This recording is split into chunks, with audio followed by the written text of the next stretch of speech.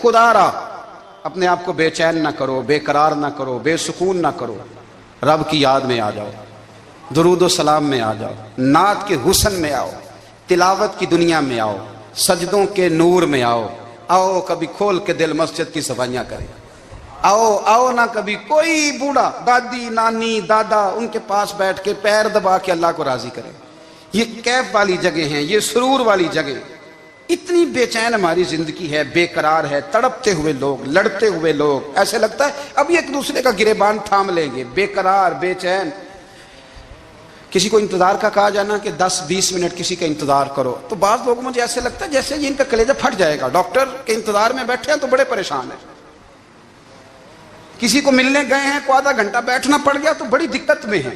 اپنے آپ کو سکون دیں۔ آپ یقین کریں بڑا مزہ آتا ہے، کبھی کسی کا انتظار کرنا پڑے تو 2-4 تسبیح درود شریف پڑھی جاتی ہے، یعنی ذوق بن جاتا ہے کہ چلو اللہ نے موقع دیا ہے، کوئی سرکار کو یاد کر لیں، تنہائی مل گئی۔ ہمارا مزاج جس سختی کا شکار ہے، وہ سختی آہستہ آہستہ ہمیں زیادہ آزمائش میں ڈال گئی۔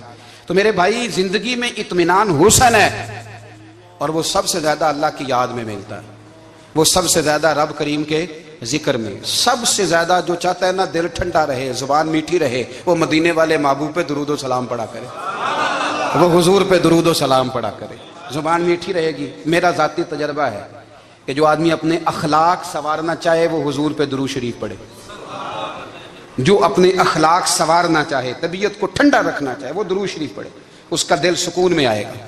کچھ کام اور ہیں زندگی میں اطمینان کے لیے، ان کا ہونا بھی بڑا ضروری ہے۔ سب سے پہلے اگر آپ چاہتے ہیں نا زندگی میں سکون ہو تو حقیقتوں کا سامنا کرنا سیکھیں۔ آپ جو ہیں وہ رہنا سیکھیں، جو آپ نہیں ہیں وہ بننے کی کوشش نہ کریں۔ حقیقت کا سامنا کرو گے تو زندگی اطمینان میں آ جائے گی۔ ہم نے نا بہانے بنا لیے ہیں، ہیلے بنا لیے، جھوٹ کے سہارے اپنے آپ کو اونچا کر لیا۔ ایک آدمی سے کہا جاتا ہے تو رشوت نہ لے، تو کہتا ہے میں غریبوں سے نہیں لیتا۔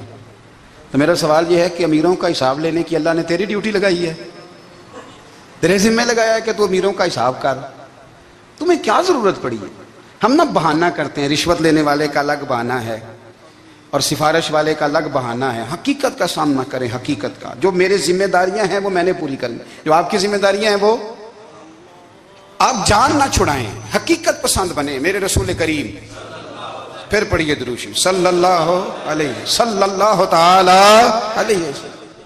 حضور صلی اللہ علیہ وسلم نے فرمایا کہ میری بیٹی سیدہ فاطمہ الزہرا رضی اللہ تعالی عنہا صرف جنتی نہیں، جنتی عورتوں کی سردار ہے۔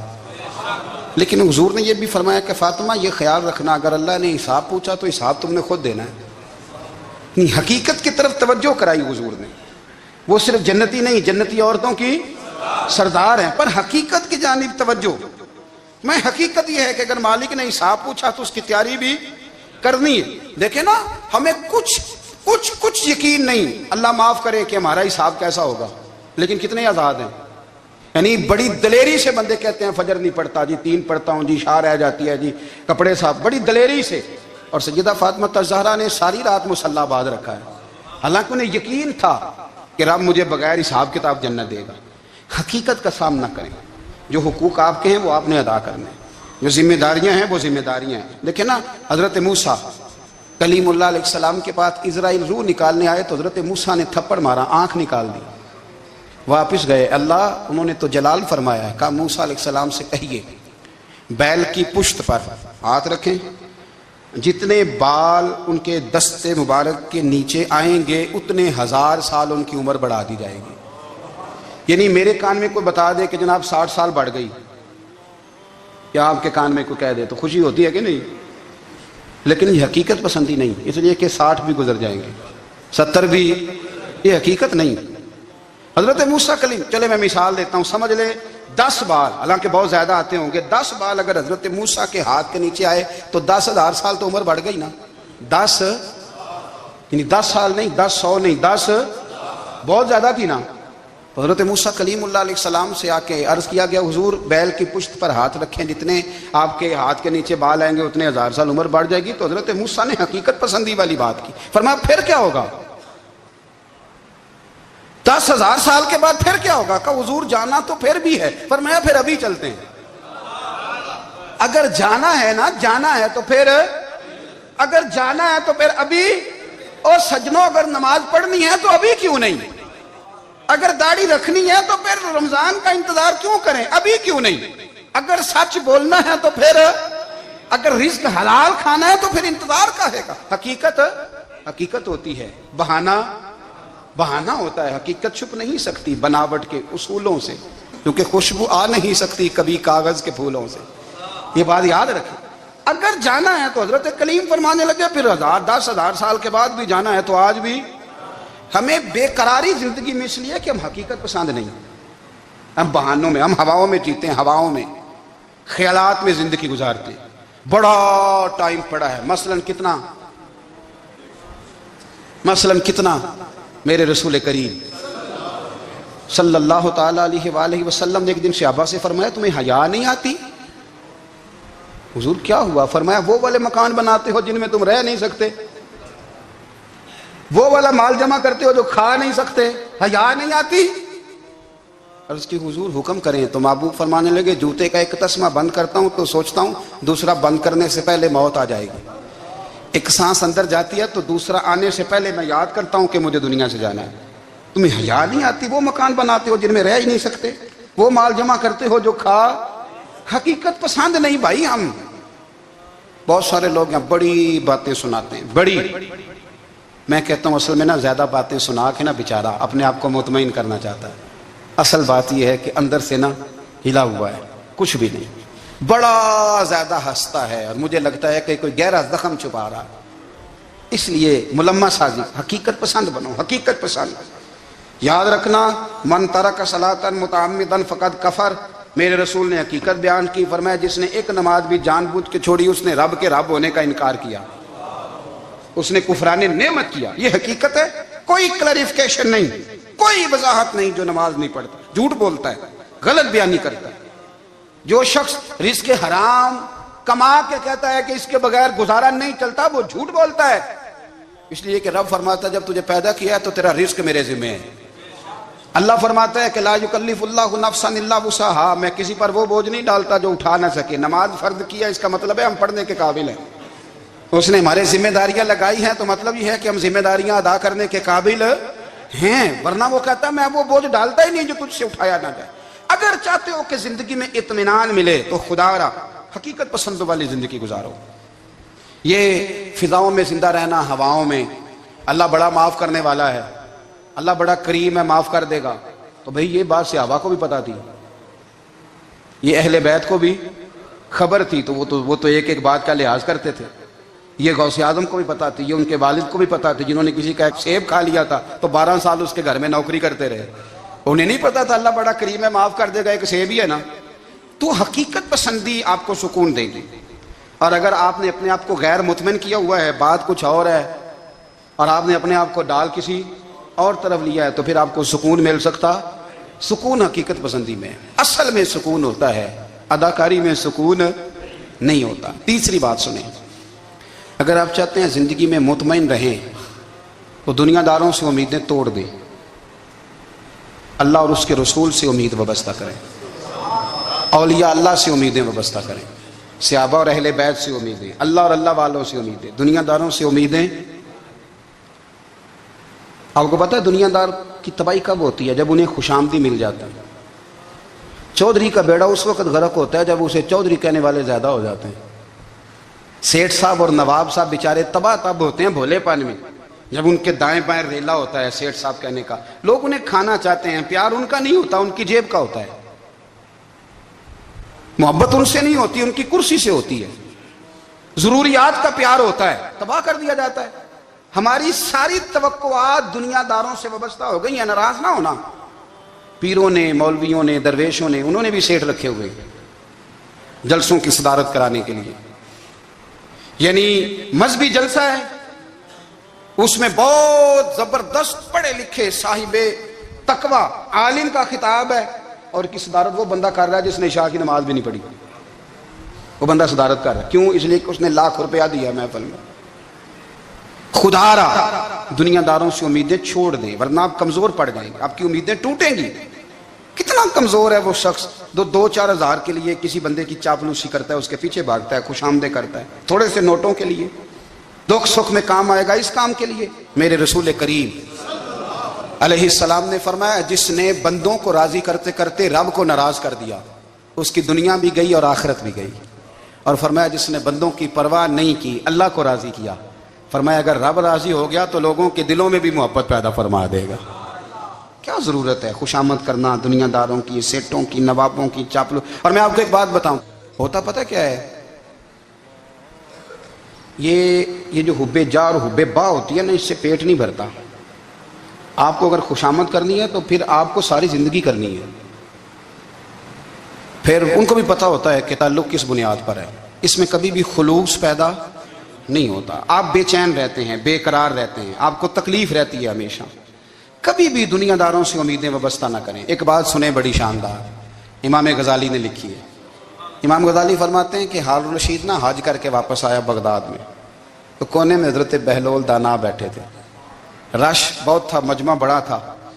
हजरत बहलोल दाना भी सड़क के किनारे बैठे थे, तो सिपाही कहने लगे यहाँ से उठ जाओ। फरमाने लगे, हारून रशीद की ज़मीन नहीं, ज़मीन मेरे रब की है, मैं क्यों उठूँ।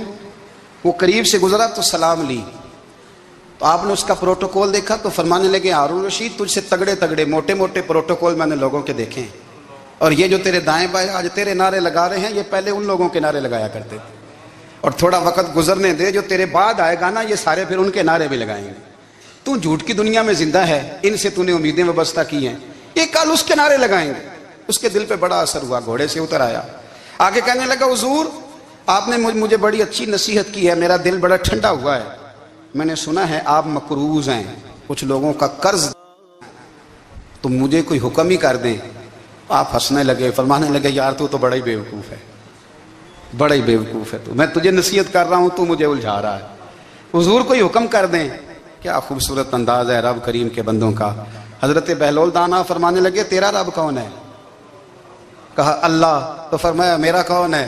कहा अल्लाह। फरमाने लगे, ये तो नहीं ना हो सकता कि अल्लाह हारून रशीद को देता रहे और बहलोल दाना को भूल ही जाए।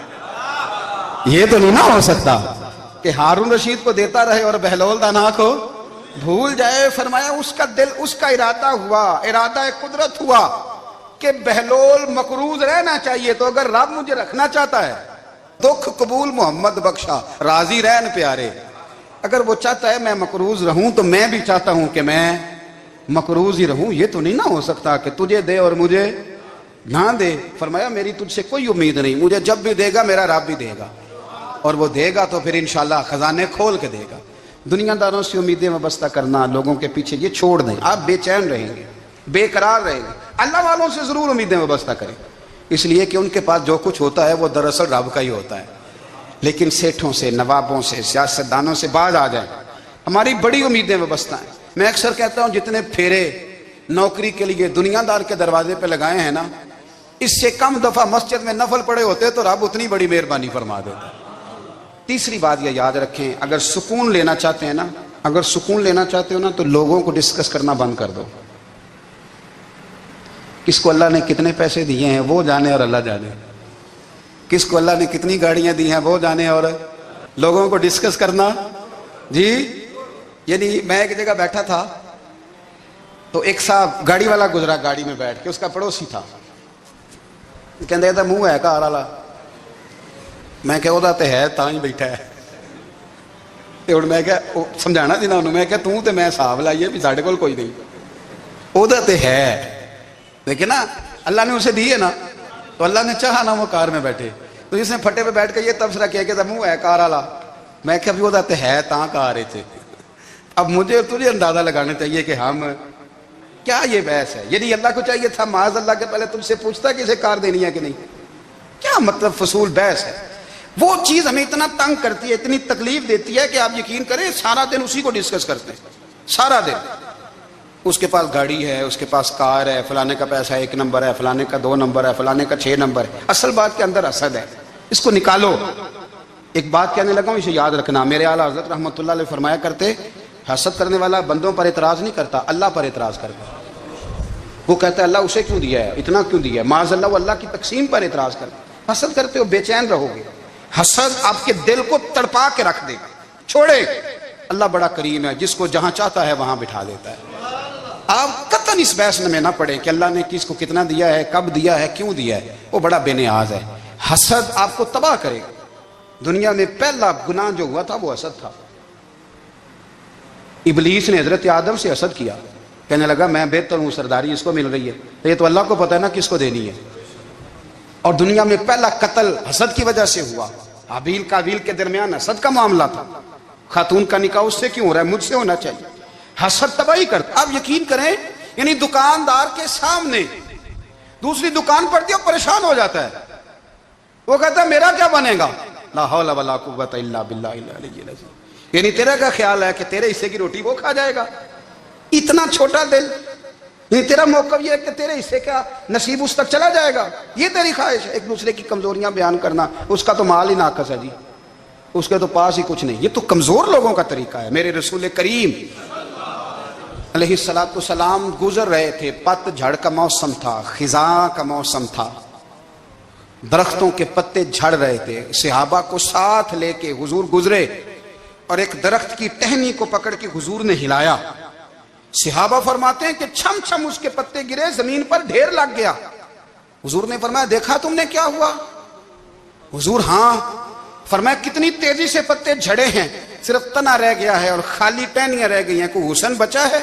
حضور نہیں۔ تو نبی کریم فرمانے لگے جو حسد کرتا ہے نا اس کی نیکیاں بھی اسی طرح جھڑ جاتی ہیں، اسی طرح۔ اور ایک جگہ حضور فرمانے لگے جس طرح راکھ لکڑی کو آگ کھا جاتی ہے، جس طرح لکڑی کو آگ، جب آگ کھا جائے تو پھر لکڑی کو لکڑی نہیں کہا جاتا، راکھ کہا جاتا ہے، کوئلہ کہا جاتا ہے، اس کی اصل باقی یعنی اسے کھائی جاتی ہے۔ تو حضور علیہ السلام فرمانے لگے جس طرح آگ لکڑی کو کھا جاتی ہے، فرمایا اسی طرح حسد نیکیوں کو کھا جاتا ہے، نیکیاں رہتی نہیں۔ حسد کرنے والے کے پاس نیکیاں یعنی ان کی اصل شکل موجود، کبھی بھی حسد نہیں کریں۔ اللہ کی تقسیم ہے، جس کو چاہے جب چاہے جتنا چاہے عطا کرے۔ اور چوتھی بات میرے بھائی، کبھی بھی بغض نہ پیدا کریں۔ بغض والے لوگ بے سکون رہتے ہیں۔ بہت ساری کمزوریاں ہمارے اندر ہوتی ہیں نا، پھر اللہ ہماری روزی تو نہیں نہ بند فرماتا، یہ تو نہیں کہتا کہ زمین سے نکل جاؤ۔ اگر یہی والا معاملہ ہو جو ہمارا ہے کہ شادی پہ اس نے میرے ساتھ برا سلوک کیا تھا، اب ساری زندگی بغض رکھنا ہے، اگر یہی معاملہ فرشتے اللہ کی بارگاہ میں کہیں کہ یا اللہ اس نے فلانے دن شراب پی تھی، اب اس کو زمین میں نہیں رہنے دینا، نظام زندگی چلے گا؟ اگر اللہ ہمیں معاف کرتا ہے تو ہم بندوں کو معاف کیوں نہیں کرتے؟ آپ یقین کریں اتنی لمبی عداوتیں، اتنا لمبا حسد، اتنا لمبا بغض، اتنا لمبا۔ حدیث میں نے پڑھی، میں حیران رہ گیا۔ میرے نبی کریم علیہ السلام نے فرمایا اپنی بیوی سے کبھی بغض نہ رکھنا، اگر اس کی ایک بات ناپسند ہو تو اسے چھوڑ کے وہ بات دیکھو جو تمہیں پسند ہے۔ میں اس حدیث کو پڑھ کے سوچنے لگا کہ کیا بیوی کا بھی بغض رکھتے ہیں لوگ؟ اب حضور نے کہا ہے تو اس کا مطلب ہے لوگ بیوی کا بغض بھی رکھتے ہیں۔ اب اس پر استدلال کر کے مجھے کہنا پڑے گا کہ سسرال والوں کا بغض بھی رکھتے ہیں، کہنا پڑے گا کہ بھائی کے سسرال والوں سے بھی بغض رکھتے۔ اس حدیث کی روشنی میں سمجھا کہ لوگ بھابھی کا بغض رکھتے ہیں، بغض، ورنہ عادتیں تو ہماری بھی کئی بری ہوتی ہیں۔ اگر عادات ایک وجہ بنے اختلاف کی تو عادتیں تو ہماری بھی کئی بری ہیں، لیکن ہم اپنی بری عادتوں سمیت اپنے آپ سے پیار کرتے ہیں، اور سامنے والے کی ایک بھی عادت بری ہو تو اس سے بغض رکھتے ہیں۔ بغض نہ پیدا کریں۔ میرے نبی پاک علیہ السلام نے فرمایا کچھ چیزیں تمہارے دین کو مونڈ ڈالیں گی، تباہ کر دیں گی، کاٹ دیں گی۔ حضور کون سی؟ فرمایا حسد، تکبر اور بغض، یہ تمہارے دین کو تباہ کر دیں۔ ہم بے چین اس لیے ہیں کہ ہم نے بہت سارے لوگوں کا بغض پالا ہوا ہے، اور ہر فیلڈ میں سیاستدان نے سیاستدان کا، ذاتیات پر اتر کے بات کرتے ہیں، معزز ترین لوگ، تاجر نے تاجر کا، الا ماشاءاللہ بعض جگہ پہ اہل علم بھی ایک دوسرے سے عداوت رکھتے ہیں۔ خدا را دل رب کریم کے آنے کا ٹھکانہ ہے، یہ صاف ہوگا تو اس میں رب رسول کے جلوے ہوں گے، اور اگر اس میں عداوت ہو، اس میں بغض ہو، اس میں کینہ ہو، نفاق ہو، سنیں میرے رسول کریم حضرت ابوبکر صدیق رضی اللہ تعالیٰ عنہ کہتے ہیں میں رو ہی پڑا۔ مکہ فتح ہوا نا تو اکرمہ بن ابو جہل نے پیغام بھیجا کہ میں نا کلمہ پڑھنے کے لیے آ رہا ہوں۔ بات لمبی ہے، میں موضوع پہ رہنا چاہتا ہوں۔ کہتے ہیں جب وہ آنے لگا نا تو نبی پاک نے ہم سب کو بلایا، ہم حاضر خدمت ہوئے تو حضور فرمانے لگے کہ اس کے باپ نے نا بڑا ظلم کیا ہے ہمارے ساتھ، ابو جال نے بڑا ستایا ہے, بڑی تکلیف دی ہے. آپ مجھے بتلائیں کہ وہ ایک دفعہ کسی شادی پہ بحث ہوتی ہے بیوی کے بھائی کے ساتھ, پھر ساری زندگی اس بیچارے کو معافی, وہ 10 دفعہ گھر آتا ہے معافی مانگنے پر سوال ہی نہیں پیدا ہوتا, میں او ہو مجھے ہی کہہ دیا, یعنی پھر میں مجھے ہی کہہ دیا آپ نے, اور میری شان میں بے ادبی, اور پھر میں معاف کر دوں, توبہ توبہ توبہ, یہ کیسے ہو سکتا ہے, میری ناک نیچی ہو جائے گی, اور آپ نے مجھے کہہ دیا, سوال ہی نہیں پیدا ہوتا. اور یہ رونا میں اکثر ہوتا ہوں کہ شادی والے دن داماد صاحب کا زیادہ دماغ خراب ہوتا ہے. جب چھوٹی سالی کی شادی ہوتی ہے نا, اس دن اس کو بخار چڑھتا ہے, کوئی اس کو کان میں کہتا ہے تیری عزت نہیں کر دے, اس دن اس کا دماغ خراب ہو جاتا ہے, بچے اٹھا کے نکل آتا ہے, وہ بیچارہ سسر منتیں کر رہا ہوتا ہے کہ تیری مہربانی آ جا, یہ عزت کرا رہا ہے. تو میں نے کہا احتجاج کر کے جو عزت کرائی جاتی ہے وہ عزت نہیں ہوتی. ہاں یہاں مانگ کے عزت لیتے ہیں لوگ, یا احتجاج کی کوئی عزت ہے؟ آپ کے اندر کمالات اتنے ہوں کہ آپ کی عزت کرنے کو دل چاہے, یعنی مزہ آئے, یعنی لطف آئے, یعنی آپ دور بیٹھے ہوں تو کسی کا دل کرے آپ کو اسٹیج پہ بلانے کے لیے. یہ کیا بات ہوئی کہ چھائے جانا اور بھاگ کے آگے جانا, ان سے نکلیں. اکرمہ بن ابو جال کلمہ پڑھنے کے ارادے سے آ رہے ہیں, حضور علیہ السلام نے صحابہ کو بلایا. کتنی زیادہ دعوت رکھی جا سکتی تھی معاذ اللہ, کب سے وہ چلا تھا ظلم کرنے, اور اس کے بعد اس کا بیٹا شروع ہو گیا. کتنی باتیں تھیں جو ناقابل معافی تھیں, پر کریم رسول نے ہمیں بتلایا ہے کہ سکون والی زندگی کہتے کس کو ہے.